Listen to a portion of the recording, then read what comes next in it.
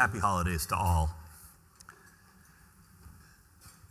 It was noted American poet Walt Whitman who said, "Be curious, not judgmental. Be curious, not judgmental." What a wonderful sentiment, both for this time of year, but also for all of us here today, as we continue to engage in our passion for lifelong learning. Ask questions, discernment, without a filter of bias. I implore you this holiday season and every season to do so. On behalf of Boston College, the Carroll School of Management, and our president, Father William P. Leahy, welcome to the Boston College Chief Executives Club.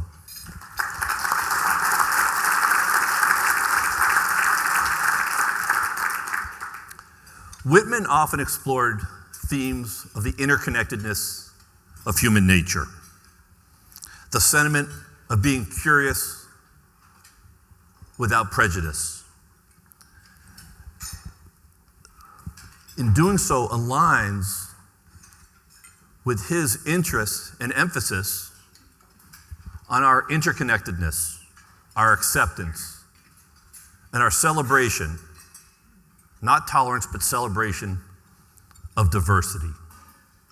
And what a wonderful place to do that right here, as you think about this organization, as we bring together people from different backgrounds, different industries, for diverse thought, communication, and to continue to learn.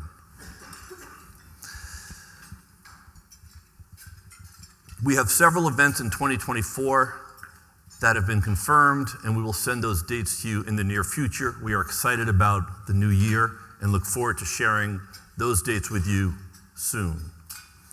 I also, during this holiday season, would be remiss if I didn't give thanks to the Boston Harbor Hotel and the team there with Stephen and Rachel and the staff that have done such a masterful job of providing such tremendous service throughout the year. So I hope you would please join me in thanking the staff of the Wharf Room of the Boston Harbor Hotel.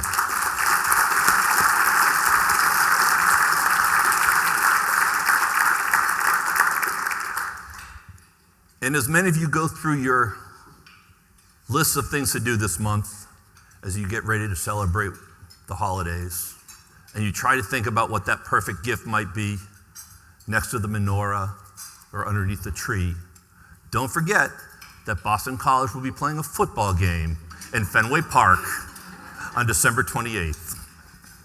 Now, our host for today is Diane Hessan, our friend. She is an award-winning entrepreneur, innovator, author, and business executive, known for her work in technology and the market research industries. She is the founder of C-Space, formerly known as Communispace, and her expertise, her insight, and her humor has brought her to be a sought-after leader on boards of both for-profit and not-for-profit alike, as she continues to make a positive impact on her community. She got her undergraduate degree from Tufts University and an MBA from Harvard Business School. We're thrilled that Diane is our host and serves on our Board of Governors for the Boston College Chief Executives Club. As you all know today, our keynote speaker is Niren Chaudhary, the chairman of Panera Brands. He has a background in the food and restaurant industry, having served in executive roles specializing on brand management and a focus on global business operations. He has held leadership positions within the food industry and the restaurant industry at both Krispy Kreme and Yum Brands. He holds a bachelor's degree in economics from St. Stephen's College in Delhi and an MBA in marketing from the University of Delhi. He has completed his advanced management program at Harvard Business School. I ask you to please join me in welcoming Diane and Niren to our stage.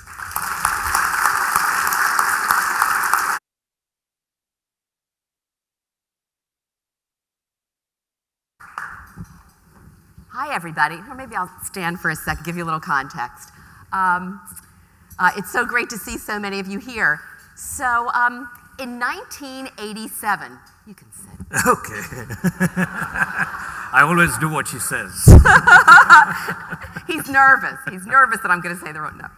In 1987, Ron Shaich, who many of us know, left his job at Obalm Pan and decided he wanted to start something by himself. And shortly thereafter, he bought a company called the St. Louis Bread Company, which was a very humble community bakery that had a dream of putting a loaf of bread in everyone's arms. And Ron bought that, called it Panera, and the rest is history. Panera Brands today has over 4,000 locations and more than 120,000 employees all over the world. The company, a lot of you were asking me different questions. So the company was public. It was taken private in April of 2017, bought by JAB Holdings. And eventually Ron left and JAB brought in a new CEO, Niren Chaudhary, who more recently has just become chairman of Panera Brands, which includes Panera, Einstein Bagels, and Caribou Coffee. Lots of you had other questions about, well, gee, what's Ron's connection? Ron is off doing other things in the food space like Tate, Life Alive, etc. And you've all been so wonderful coming up to me this afternoon and talking with Niren, and I've realized that everybody has a favorite thing from Panera. So true confessions, mine is broccoli cheddar soup. Oh, I got some applause there. Other broccoli cheddar soup fans. Anyway, I will tell you that as a board member at Panera, I have had the privilege of watching Niren up close. He is an extraordinary leader. He speaks 4 languages. He's a black belt in karate. He's a very talented musician. You get the idea here, and we're very lucky to have him with us today. So welcome, Niren. Thank you, Diane. Thank you. So I have 1,000 questions. So I thought if you're all willing to stay till about 5 o'clock, that would be great. But I want to, I know we have limited time, and I want to go to 2019 when you actually came into the organization. So you have this background of great accomplishment, but you're coming in to replace an iconic leader, big shoes to fill. So how did you come in Ron's shadow, and what was your strategy for winning the hearts and minds of its people? Thank you, Diane, and it's a real pleasure to be here and to be able to share some thoughts with you. You're right, I came in 2019, dragged a very reluctant wife to Boston with the promise of grandchildren being close to us and everything else. But you know, Panera has always been the top of my aspiration in terms of food companies. And I was so grateful to get the opportunity, and Ron is an incredible leader, and I think I have huge respect for what he had created. Coming into Panera, I realized that organizations are essentially a human experience in the endeavor of creating enterprise value. And therefore, it is so important when you're new to establish relationships and a connection before you start transacting. And therefore, right from the start, my endeavor was only to introduce myself to all the stakeholders in terms of what they could expect, from me, who I was, what my values were, what my beliefs were, what my intent is. And therefore, I shared the following. I shared with them that what they can expect from me as a leader is that I will lead with curiosity. I want to listen. I want to really, truly try and understand. I will always encourage candor. I want people to disagree with me. I will always applaud courage. I want people to stand up for what they believe in. And I will always be congruent. What I think, feel, say, and do will always be consistent. That's what I said they can expect from me. I said what's important to me and my beliefs is that the most important leader in a food retail business is the cafe general manager. And my job and the job of the entire executive team is to serve that cafe general manager. I also shared with the team that I really believe in the power and strength of franchisees and how 1 + 1 can actually be 3. I shared with them my operating philosophy that to me, execution is everything. It truly is everything. And that I believe that if we love our associates, they will then delight our guests, and that's how we will create enterprise value. And finally, I shared with them the intent that my intent is to honor and respect the past, and at the same time build a very exciting future that will have a much broader impact agenda of people, community, planet, and enterprise value. So that's how I started when I came. Yeah, that's great. That's great. And so then reality hit. So the cafe general manager is the most important thing, and yet on the heels of everything, all of a sudden you're faced with COVID. Oh yeah. The honeymoon did not last. They said, this guy sounds okay, but look at this COVID. And before we knew it, within a week, we were sitting behind our computer screens, all disbanded and sitting remote. I'm sure you remember that. And losing 50% of your sales. Lost between 50 to 75% of our sales overnight. Boom, gone. And you're just staring at the screen suddenly. You're not with your teams, and you're wondering, what on earth are you supposed to do? There is no playbook here. This hasn't happened before. But I reached a very important, insight as I look back, that when one is faced with so much of uncertainty and ambiguity, what's truly important is, first of all, to clarify the mindset to the organization. How are we going to show up? We said to the company, remember the metaphor of a windmill. We will be like the windmill.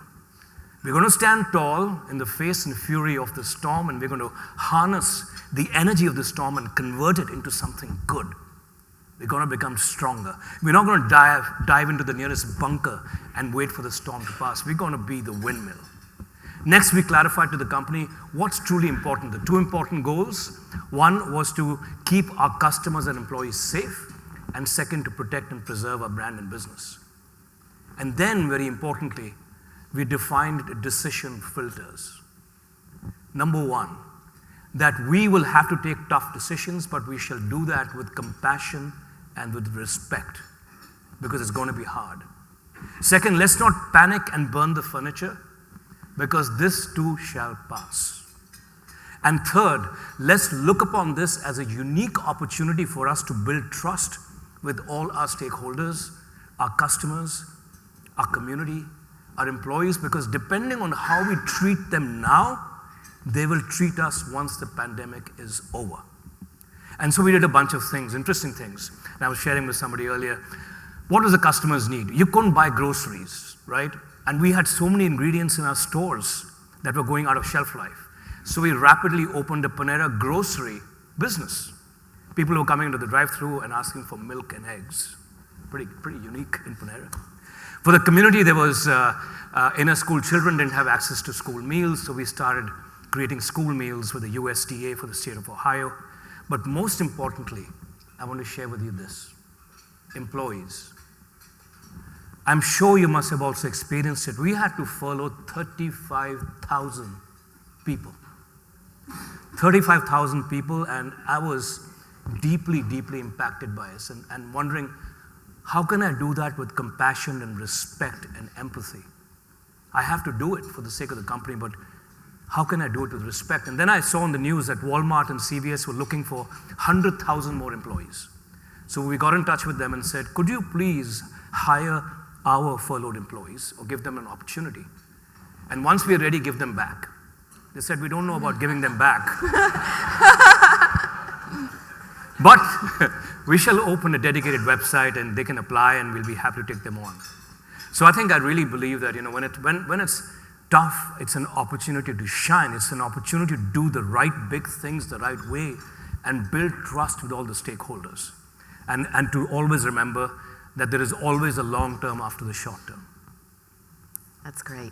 And the other thing that you just said that I just wanted to follow up on was you talked about execution. So I've heard you say that before, that strategy is one thing, but it really is all about execution. Can you just talk about that a little more? Sure. I really believe that as leaders, we all want to have a broad impact agenda. We want to unlock the dreams of our people. We want to serve our communities. We want to protect our planet. We want to create enterprise value. To be able to do that, we need to have a strategy to win, and we need to be able to execute it. Now, how many of you think the strategy is more important? Well, we already know the answer. No one's going to do that. Yeah, that one really bombed. Maybe. This is meant to be participative, so. Well, you may think so, that, both are important, etc. But in a relative sense, if you think about it, the reason why I believe execution really matters, because at the end of the day, strategy is to do with intellect and your head. Execution is to do with your heart. It's the ability for you to inspire, engage, and drive commitment in your employees to want to win, to want to execute that strategy better than anybody else. And that is a question of being inspired. And that comes by igniting that fire and that emotion in your employees, 130,000 people all across the company. So how do you really do that? Because if every employee wakes up and turns up at work every single day, trying to be better than they were the previous day, that's how you win. And I believe the way to win, therefore, is to have superior execution. And superior execution, in turn, is a function of the right people doing the right things the right way.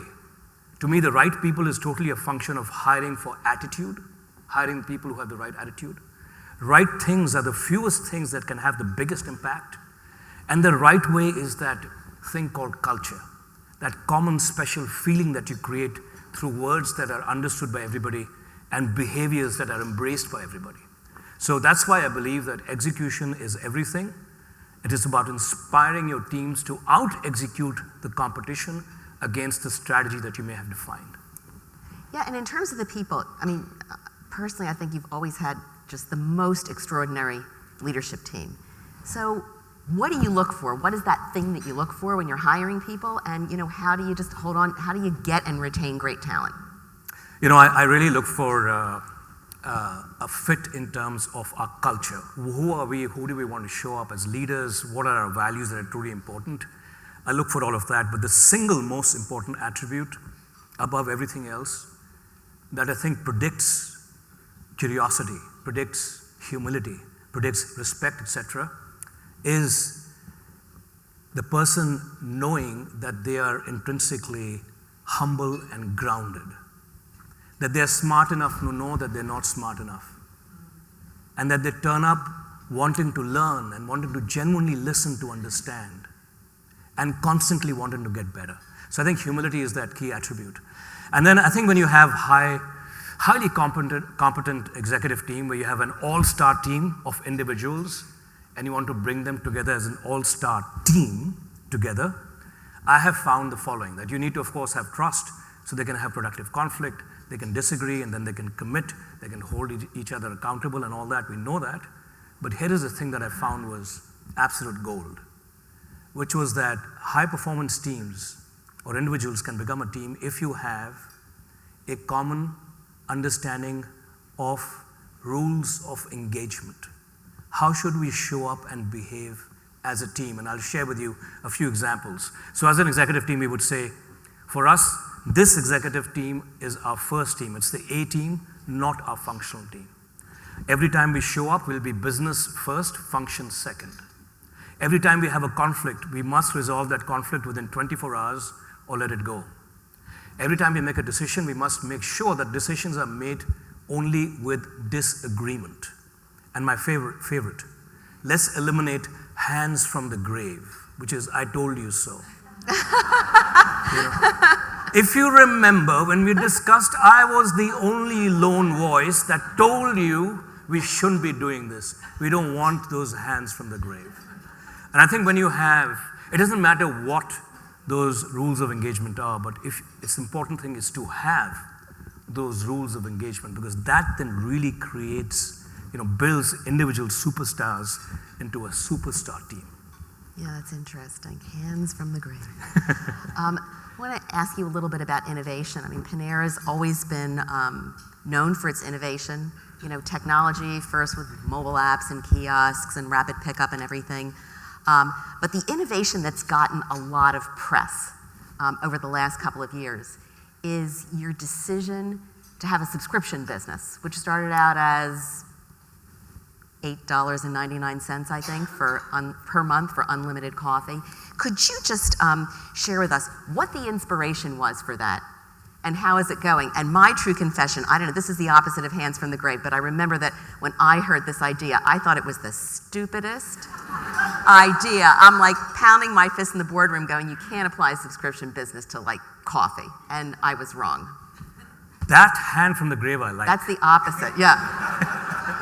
If you say I was wrong, that's great. So, in today's highly volatile, uncertain world, I think we all need to innovate, we know that. But I'll give you an important definition of innovation. I think innovation is meaningful only if it improves and strengthens the business model. Otherwise, it's a waste of effort, waste of time. It must improve the business model. And therefore, at Panera, we had, our desire was always to either make the brand more relevant, so food innovation. I don't know how many of you have tried the flatbread pizza, which is launched for the dinner day part. If you think about it, that's the only product you can share at a Panera Bread. So we came up with that idea of making it more relevant. Or how can we make the brand easier to access? So digital technology, biometric identification, geofencing, AI-enabled drive-through speakers. So relevant, easier, and then efficient. How can we drive more efficiency in supply chain and labor productivity?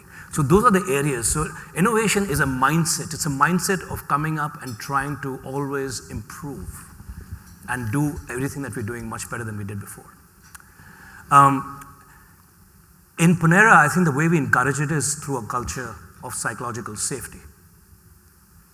And the one most important and effective way as leaders we can encourage ideation, psychological safety, is to encourage people to disagree. And just say, I'm going to decide only if you disagree. If somebody disagrees, then we are building a good culture that's going to be innovative. Innovation, we believe that has to be quick. So we believe in the adage of test quick, fail fast, scale big. And then we, of course, have a world-class innovation system through which we put all these ideas like the subscription club before we launch it. On the subscription club, consumer insight, how many people out here drink coffee every day? Outside home? So many of you. Did you know that you spend over $1,100 a year? Yes? Come on, confess. If you're spending more than $1,100. Except for here, you get it for free. $1,100, more than $1,100. Thank you very much. Thank you. Thank you. Anybody here? No? Okay, so that's about, looking at you, I can say, it's about $2,500 right there. So the consumer insight was, premium coffee is just too damn expensive. It's too expensive. And therefore, we said we will democratize the joy of drinking coffee. And instead of $1,100, you can buy unlimited coffee for $100 a year at Panera. That was the idea. Now, having an insight is good enough, but it's a strong start, but you need to know, does it really fit my brand uniquely? Am I the only one who can do this? Or can somebody copy it? So here are the reasons why we thought only we can do it. One, we were not selling a lot of coffee in any case, right? So we were not a Starbucks or anybody else. We were not selling coffee. We were probably throwing more coffee than we were selling. So that made a lot of sense. Second, we had world-class bakery products. Have you tried our bakery products? They are absolutely phenomenal. And so we had that benefit of you come in through the lure of coffee and then you get introduced to our bread and bakery products. And then finally, we had the technological platform to execute this flawlessly. There are not many brands who can tick all those three boxes. So we had the idea, it was unique to us, and it has been phenomenally successful. A few numbers. 30% of the people who are coming in are absolutely new to the brand, never came before. The frequency has jumped up 8 to 10 times. People are coming into the cafe 8 to 10 times more than they ever did. And when they're coming in, 30% of the time they're buying some food. So it's been hugely incremental and accretive to our business, and we're absolutely delighted with the results.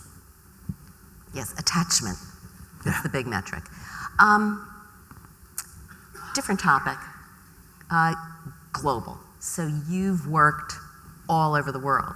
Yes. And I'm just wondering, we talk a lot about how we're all connected these days. What do you think you've learned from that global experience that you bring to a role like Panera? Sure, so let me share with you. I've lived and worked in Holland. I speak a bit of Dutch. I've lived and worked in Germany. I speak a bit of German. And I've lived and worked in the UK. I've lived in India and then the US, etc., and worked across 50 countries. Fascinating experience to go to different cultures and yet see the same brand. And I would share with you the following, which is probably a bit different. I think when we go global, our default is to immediately think different. I would say that brands can be scaled by looking for similarity whilst respecting the different. So look for what's common, but respect the different. So let me give you some examples. People. I don't know if you agree with me, but I really think people are the same wherever you go.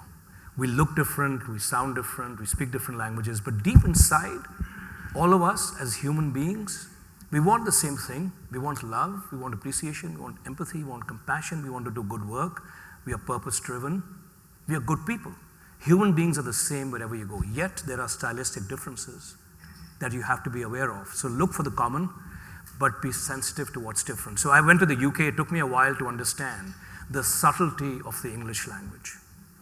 When my boss said to me, "I'd like to have a quiet word with you," it took me a while to understand that he was going to give me a bollocking, that he was not happy. I went to Holland. Everybody in my team wanted to be consulted. Didn't matter what their job was, a very egalitarian society. I had to ask, what do you think, what do you think, what do you think, what do you think, what do you think? And then we would decide by consensus, and then we would move. I drive across the border and go to Germany. I tried the same stunt, and people are laughing at me and saying, "What's wrong with you? You are the leader, it's your job to think." Why are you asking me? So I think look for what's common and then celebrate what's different. Similarly for the brands, when you take your brands international, look for what's common, the functionality of the brand value proposition, the secret herbs and spices recipe of Kentucky Fried Chicken, or be it any other product, is the same wherever you go. The operating platform is the same wherever you go. And yet emotional distinction has to be localized. You have to appeal to the local emotions of your consumers. So think global with a local heart. So I would say in summary, for global businesses, look for what's common and yet respect the differences.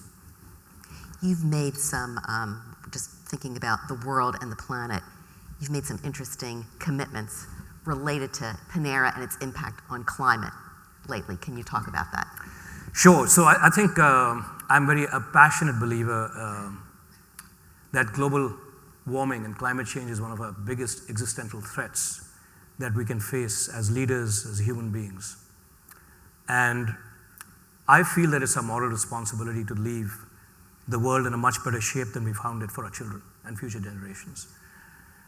And I came across a stat a few years ago that 30% of the greenhouse gas emissions are caused through food production. That was new to me. I knew about, fuels and transportation, but I didn't quite realize the link between food production. And therefore, I thought for food production companies, and we being a food production company, it was absolutely imperative that we did something to change that. And therefore, our commitment to be climate positive by 2050, because climate neutral is not going to cut it. I think you've all heard it, that it's not going to be enough. We're already too late. How will we do it? We're still figuring it out. We are measuring where we are today, what the gap is, what exactly we need to do. And in the interim, we have then put some near-term commitments by 2025, hopefully by 2030. The following: 100% of our packaging should be circular, 50% of our energy should be green, and at least 60% of our food should be climate friendly. I don't know if you knew this, but we started measuring the carbon footprint of the food at Panera with the World Resources Institute. And we said, just like we have transparency on calories, why should we not have transparency on the carbon footprint of the food that we eat?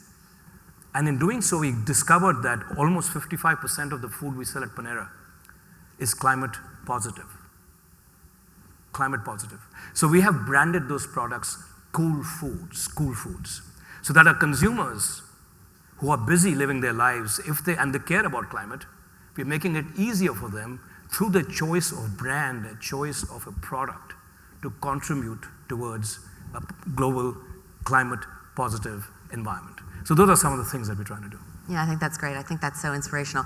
In fact, for those of you who are running companies and you're thinking about ESG, or you've decided you're not going to think about ESG anymore, or you want to call it CSR, or you're just trying to do better for the world, Panera's Corporate Social Responsibility Report is the best report I've seen of any company in the US. You can pull it right from their website.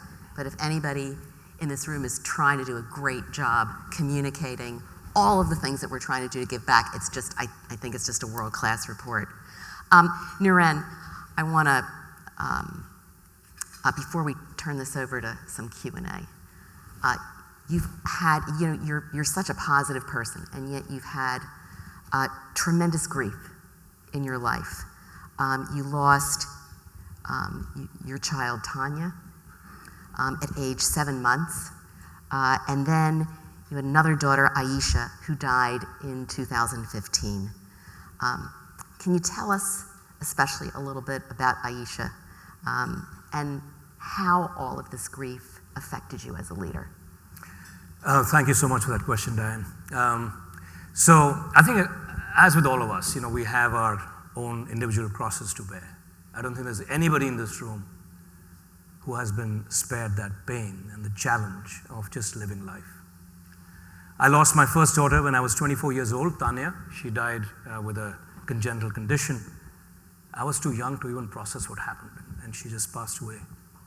Then I have a son, Ishan. He lives in New York. He's a musician, a fantastic kid.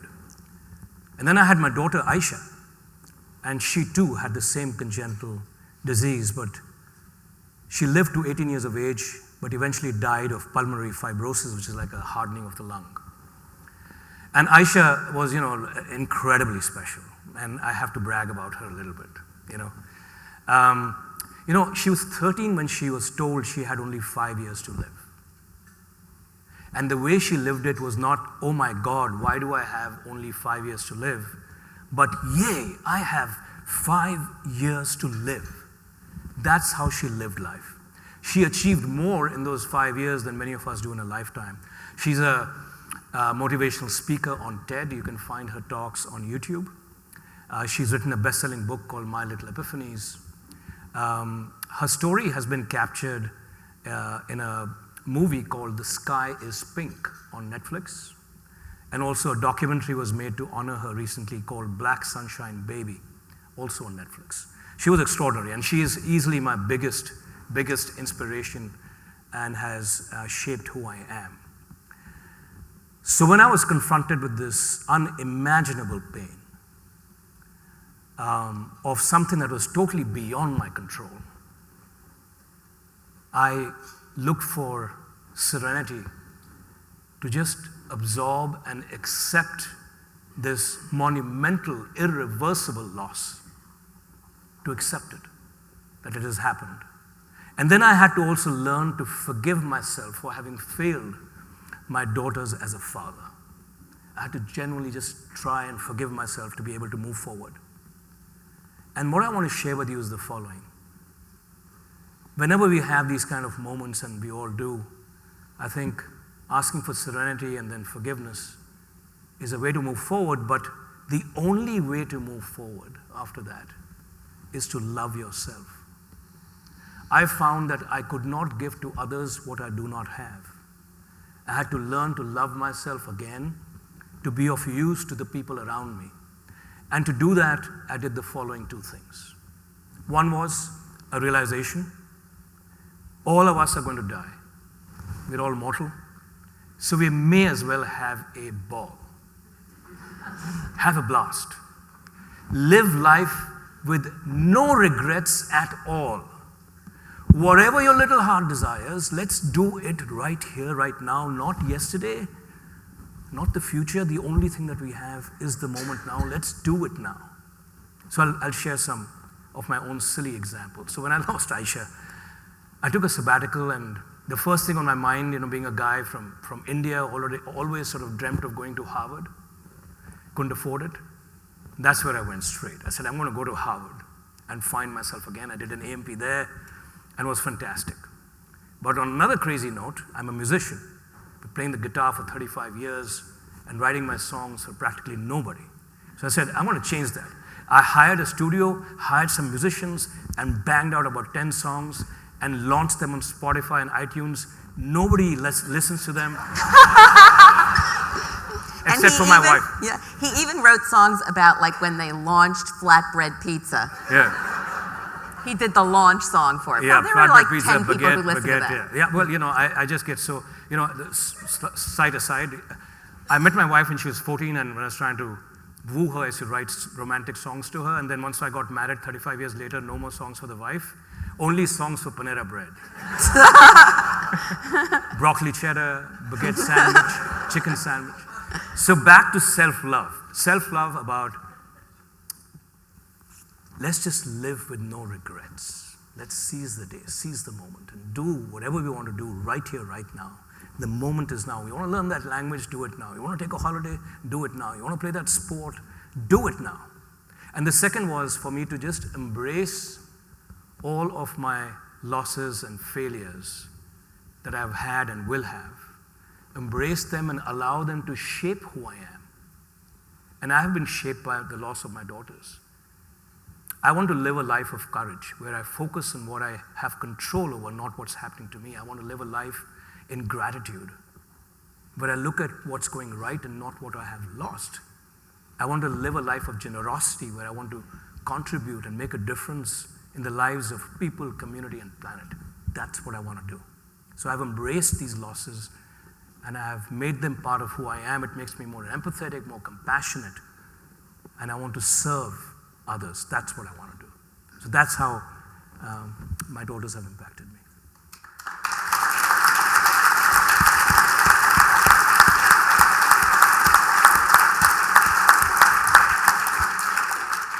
Thank you, Niren. I think that's beautiful.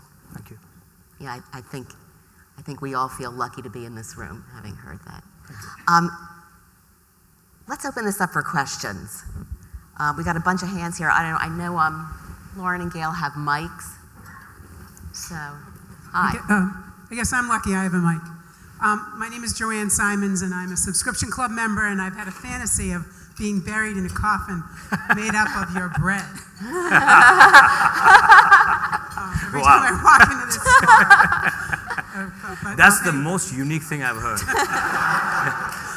But there's several of us in the room that I think want to thank you, especially Northeast Arc, and we support 15,000 people with disabilities. And our partners at Panera Bread throughout the region have been extraordinary employers of people with disabilities. So I want to thank you, and maybe you have some words of encouragement to those in the room who have not yet realized that people with disabilities can make such phenomenal contributions in the workplace. Sure, I think that's so important. So let me just share with you this thought. There is so much strife in the world around us right now. I mean, there's so much division and so much anger. We can't do a lot about that, but we can do everything within the companies and the enterprises that we serve and that we lead. So why can't we as leaders make our companies a shining example of the world that we wish to see?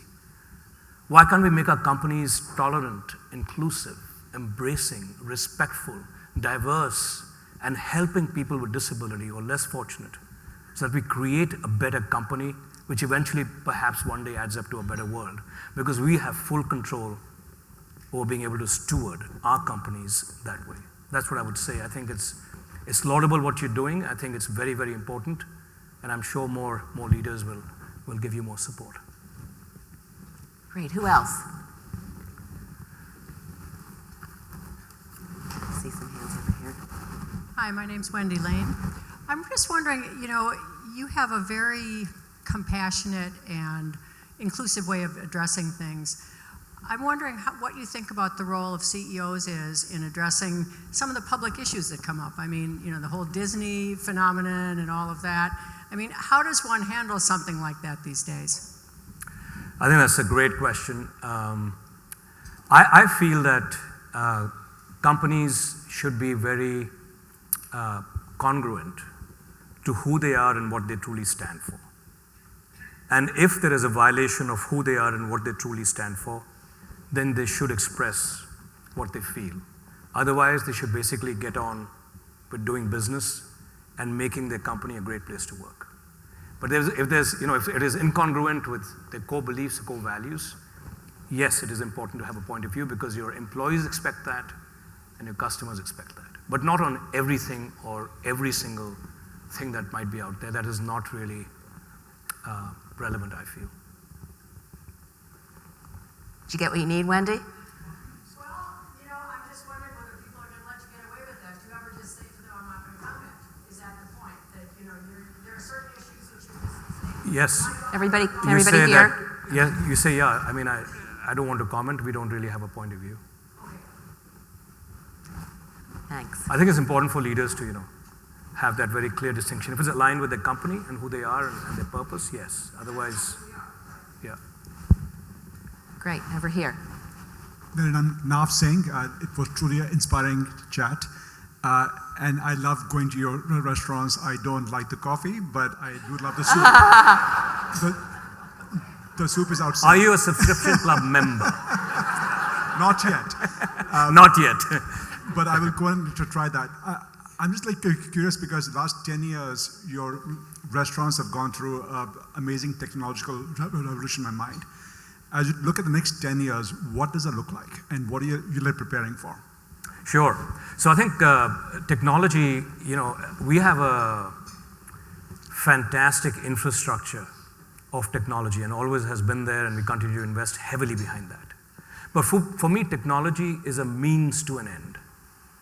And that end is actually making the brand easier to access, removing friction, personalizing things.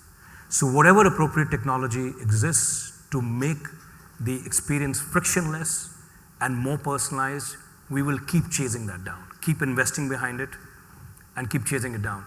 It's hard to really, project 10 years out given the pace at which things are moving as to what that might be, except then to clarify the intent that we are believers in technology as being a means to an end.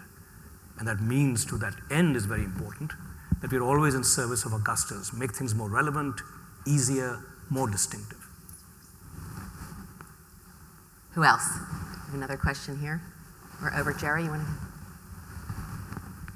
First of all, thank you for sharing the transformational power of loss. It's so beautiful for us to hear. Some years ago in this very room, Arne Sorensen, the then head of Marriott Corporation, spoke about the importance of the welcome. And so welcoming was one of your employees at my Panera years ago that I hired him, and he's become my terrific employee. He's here today. I wonder if you could speak a little about your how you inculcate your values into the customer-facing aspect of the Panera company. Okay, so how do you bring your culture to life into your customers? I think that's a great question. So I think you build a culture that the employees can feel.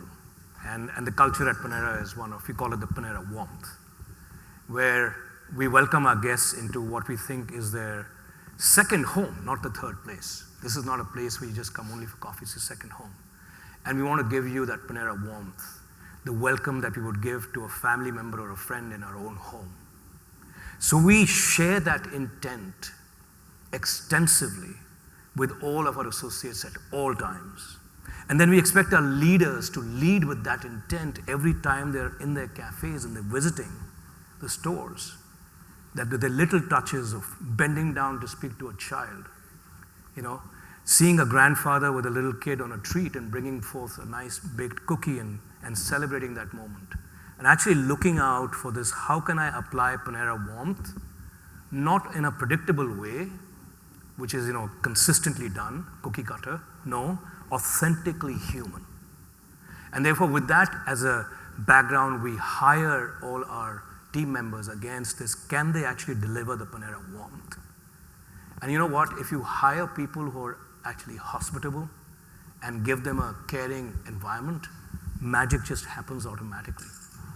So that's our approach towards ensuring that our customers can feel that Panera warmth of being a family in their own second home. Great. I'm going to do a lightning round, right? Oh boy. And then we'll wrap up, because I'm all right. We're okay, right, Warren? All right. You ready? Yes. What's the top selling item at Panera? Broccoli cheddar soup. Oh, is it? Chipotle chicken Yes! avocado. Chipotle chicken avocado. Right. Oh, really? What was that? Chipotle chicken avocado. Sandwich Yeah, sandwich. is second. I think they're all top tier. And you put the soup in a bread bowl? Yes. Yeah, that's like about 80,000 calories. How would your wife? It's worth it. How would your wife? Yeah, right. How would your wife Aditi describe you? My wife would describe me as a human doing, not a human being. She's saying you're always doing something. What's the last song you wrote? Baguette sandwich. So nerdy. You're so nerdy. Niren, what's your favorite book? Oh, I'm reading Adam Grant. I don't know if anybody's read Adam Grant. Think Again. I love that book. I love how he writes, and he's just fantastic. Do you know the secret KFC recipe, and could you share it just among all of us, just this intimate room? If I knew the Colonel's secret recipe, I'd be lying at the bottom of the Grand Canyon. That's amazing. So Dead. there you are. You're one of the most. Nobody knows the Colonel's secret recipe. Not even the Colonel. Really, that's amazing. I thought you were going to say yes, but you can't tell. How would your son describe you? Oh, that's a bit somewhat painful. My son says, Dad, I wish you would be less interesting and more interested. Ouch. That's a good one. That hurts. What do you think you need to get better at? Golf. I hear you're a great golfer. I'm terrible. Oh, you are. I keep buying new sets. Terrible thinking probably it's means gonna he's improve. got like a 10 handicap. What's your favorite thing to eat at Panera? Oh, Fuji apple salad. Any lovers of Fuji apple salad? Oh, All I right, can have it there's every one, single David day. Chang. There's another, Gail Goodman. Oh, those are good people to like Fuji apple salad, David Chang and Gail Goodman. Great. We're running out of time here. So let me just ask you, we have a room full of corporate leaders here. And we all want to be great. So just in closing, give us some advice. Can I give two things? Yeah, you can, yeah. You have 3 minutes. Oh yeah, this will take less than 3 minutes. I think the first one is, I really realized in life, resilience and curiosity matter the most. If you're curious and if you're resilient, you will always get up and walk again. And just like going to the gym when you exercise your muscles, you can exercise your resilience and curiosity muscle. You can, every single day. And this is how. If there's anything in your life that you think you cannot do, or anything in your life that you don't want to do it. That's exercising the resilience muscle. If it's, you say, I'm not a linguist, I can't speak languages, speak it. You say, gym is too hard, I don't want to do it.